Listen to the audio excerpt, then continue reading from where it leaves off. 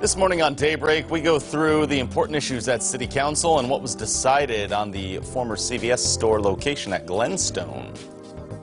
And a former campaign worker is charged with murder in the death of a former Arkansas senator.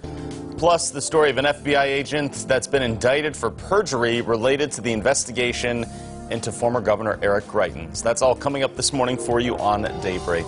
Good morning, everyone. Thank you for joining us today. It is Tuesday, June 18th. Joe Morano here with you. Lauren Barnes, as you know, out on the road. Those girlfriends on their little getaway right now. Meteorologist Beth Vanello is in for Elisa Rappa this morning. We check in with the ladies in the 6 o'clock hour, all right? 5 to 6, that's all about us, Beth. You're right. How you doing? It's a Beth and Joe show. Exactly. We got Hannah Zettel, too, Hannah, yeah. breaking down some news from Arkansas as well later on today.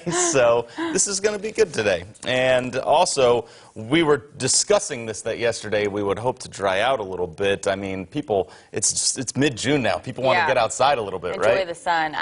We're starting off this morning with some pretty dense fog. I don't know if you were driving in this morning, you saw all that. I noticed a little bit of fog. The thing I noticed more was that it was so much warmer than last week at this hour. Oh my gosh. It's humid, it's sticky, and that's pretty much how it's going to be today, but we will stay mostly dry. Okay, great. So that's good. So we're starting off this morning with some patchy fog out there. We've got visibility less than a mile in several places. We're less than 2 miles here in Springfield, less than a mile in Branson, down in Harrison, about 2.5 over in Joplin, which is why we have a dense fog advisory in effect until 9 a.m. for all the counties shaded in gray, and that does include Greene County here in Springfield. We got 65 degrees in Springfield, 64 in Branson, 64 in Harrison, Arkansas, a warm 67 down in Mountain Home. We'll start off with the patchy fog. We'll keep the fog through much of the morning hours. Then we'll get to see some sun, and temperatures will warm up very nicely into the upper 70s and lower 80s. Going to be a very humid afternoon, maybe an isolated shower or two, but we're not looking at widespread rain like we did yesterday. We got a mix of sun and clouds today. Severe weather risk to talk about for the day tomorrow. The first day of summer officially is on Friday, and it's going to be hot and it's going to be humid. We'll do details in a few minutes. All right, thank you, Beth. We begin with a follow-up this morning, taking us through what's been happening with Springfield City Council. As last night those folks met, we were talking about historic destination sites. The former CVS store on Glenstone and Sunshine was up for that designation. Built in 1961, it has been some form of drugstore for decades, but council denied that historic site request. People who live around the area say they're worried that the building will be demolished, and they don't want that to happen. We're really kind of concerned because we think this is a really, truly unique structure. Built in 1961, it was part of that post-war boom in Springfield, and we had this enormous growth in Springfield at that time. Also up for debate last night, a bill to increase the age limit of buying tobacco products to 21 instead of 18. The health department says the goal is to reduce the chances of young people becoming addictive, but local smoke shops say this won't stop people of any age to get those products anyway. Because the reason why minors, people under 18, have access to nicotine e-liquids and devices like Juul is because they know somebody over the age of 18, just like everybody knows somebody over the age of 21. You know, when I was 18 and I wanted beer, I had a friend who was over 21 and he'd get me some beer. That was Sean Fannin. He also says he believes a better way to stop underage kids from buying tobacco products is increasing the punishment if they get caught. Council will vote on this on July 1st. A few other issues discussed last night. A bill to rezone land in northwest Springfield has failed. It would have allowed Eden Village to build more tiny homes for the homeless on West Division, but a supermajority bill was needed to pass it. That did not pass. A short-term lending bill was also tabled. Council members want more time to discuss regulations like adding fees to payday loan companies. However, council passed a resolution to work with community partners on solutions to predatory practices of short-term lending. That bill will be taken up again in October.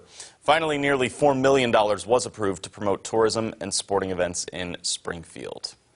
Moving on now to some more local news for you this morning. We know when a historic Springfield church will open its doors. Timmons Temple served as a church for Springfield's African-American community for more than 80 years at the corner of Webster and Texas Avenue.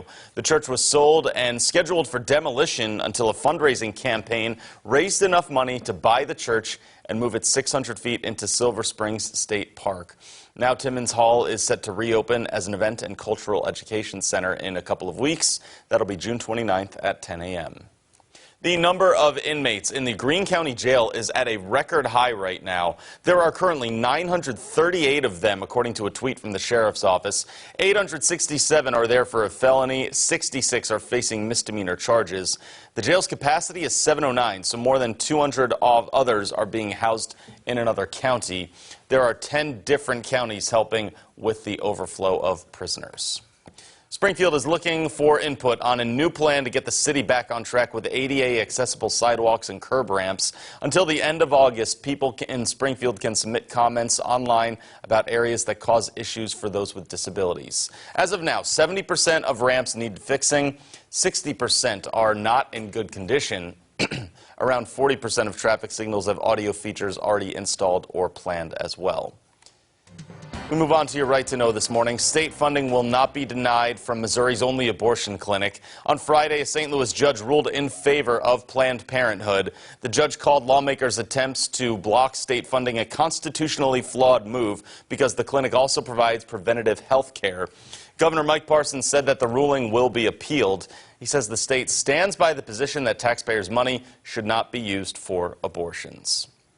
A former campaign worker and friend is charged with capital murder in the death of a former Arkansas senator. Rebecca O'Donnell made her first court appearance yesterday. She was arrested in connection to former state senator Linda Collins Smith's death. A judge also charged O'Donnell with abuse of corpse and tampering with physical evidence. Collins' body was found outside her home in Pocahontas, Arkansas on June 4th. A bill that got its name from Star Wars could soon make Missouri the first state to allow outdoor cremations. It's called the Jedi Disposal Act. It allows licensed funeral directors to organize outdoor cremations with permits. The bill passed with nearly unanimous consent. Right now, it's only legal in Colorado, in a small town in Colorado, rather. Funeral directors initially resisted the proposal because they were scared it would lead to impromptu bonfires. That was dropped once health regulations were added. It's now awaiting the governor's signature. And a former FBI agent has been indicted for perjury related to the investigation into former Governor Eric Greitens. William Tisby is charged with 6 counts of perjury and 1 count of tampering with physical evidence. The indictment alleges that he lied under oath about issues that could have or did affect the outcome of the Greitens case. Tisby was hired by St. Louis Circuit Attorney Kim Gardner to investigate allegations that Greitens took a compromising photo of a woman with whom he had an affair. Pushing on to some political coverage for you now. Workforce development is still a continuing topic of discussion around the country. Hannah Zettel joins us this morning with a way that it's being addressed in Arkansas. Well, Joe, U.S. Secretary of Labor Alexander Acosta joined Lieutenant Governor Tim Griffin yesterday in Arkansas for a discussion about opportunities and challenges facing the workforce. They also toured North Little Rock High School's Center for Excellence. The students here are outstanding. One of the great things that we're seeing here is a focus on skills, on teaching real skills that lead to real jobs. What's really encouraging to me is he is laser focused on what helps Arkansans get trained for jobs. The North Little Rock High School Center of Excellence gives students skills they can use in the workforce immediately after graduation. It offers courses related to medical professions, manufacturing, engineering, and computer science. All right, Hannah Zettel reporting this morning. Just getting started here on Daybreak. Up next for you, known for its auctions, Sotheby's itself is going for sale, and Facebook gets into the cryptocurrency game. From Color 10 Ozarks First, Lauren Barnes, Joe Morano, and weather with meteorologist Elisa Raffa. This is Color 10 News Daybreak.